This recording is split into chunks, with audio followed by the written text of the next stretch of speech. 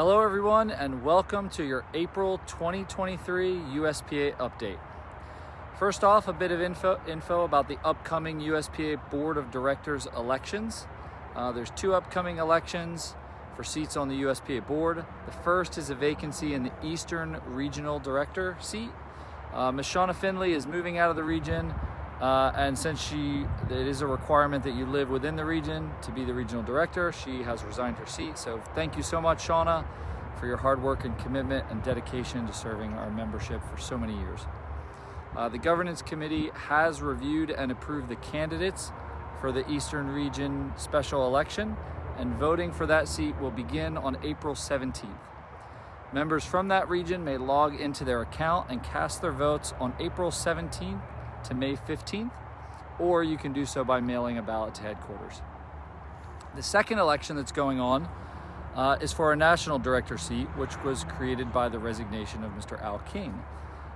He's resigning for personal reasons. Al served as a member of the board for many, many years. He was also a member on staff here at USPA, and I can't really begin to list all of what Al has done for the sport and for our organization in this short video. So I'll leave it with a heartfelt thank you so much. Thank you, Al. And if you want to read more on Al's contributions, they can be found. We put an article on parachutist.com about that. Nominations for this seat remain open until April 28th, and the election will run from June 1 to June 30th. The summer USPA Board Meeting is set for Spokane, Washington, and that'll be July 21st through 23rd. And will be held at the historic Davenport Marriott Hotel. Members in good standing are welcome to attend in person or via Zoom. We'll put a link up that you can register for that meeting online if you want in a little bit. Membership services, we're up to 41,226 members. That's up from last month. Licenses were up from last month as well. International affiliate drop zones currently at about 114. And USPA group member drop zones are currently in renewal process as we speak. So if you're a DZO and you haven't renewed, you're a little bit late, but we still love you. Happy to have you on board. There's still time to renew. This month we will be mailing group member certificates out to all group member drop zones, along with a stack of the Parachutist Starter magazine for all group members who have renewed, so we can ensure everyone gets a look at that. It's a great retention tool for newer jumpers.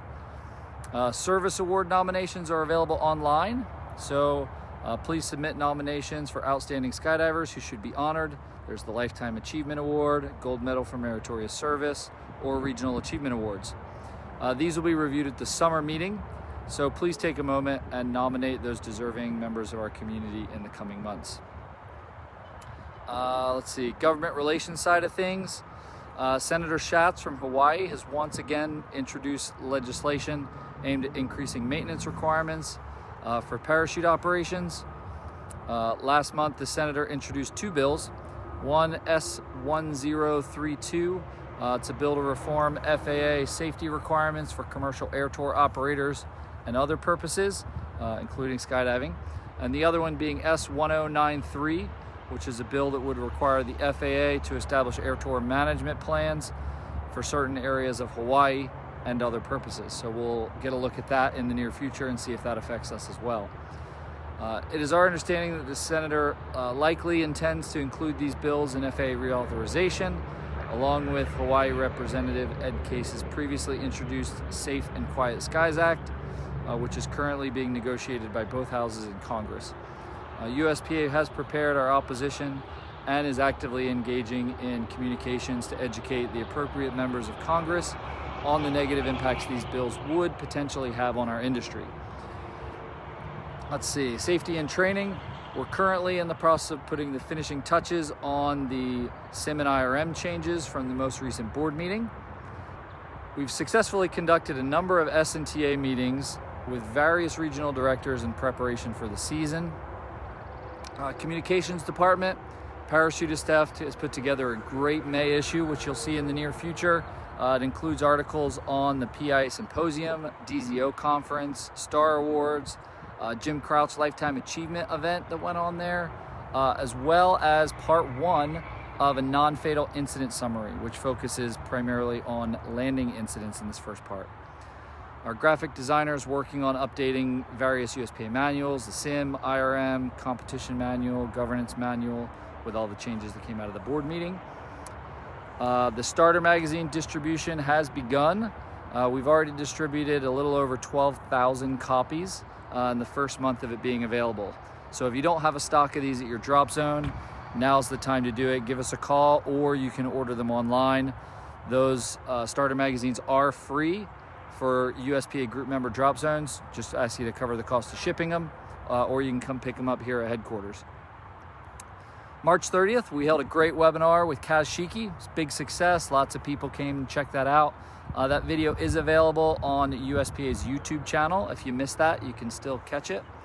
We're planning on webinars on competition, rigging, gear, instructional ratings, all kinds of stuff over the next few months. So please stay tuned for dates and presenters we'll be announcing in the near future. USPA put out a proposal for the ISP videos on our YouTube page. Those videos are a little bit outdated, but they do remain some of the most watched media on our page. So we're exploring a project to redo those. We are also looking at putting Nationals archives onto our YouTube media library, which would make those a little bit more accessible. Check back with those in a few months. If you're a social media user, check out the US Parachute team is now on Instagram. So go find that. That page will promote our athletes, engage with fans and followers of the team, and hopefully give a wider view of the various skydiving disciplines in our sport. Competition committee, again, working on changes to the SCM from the last board meeting.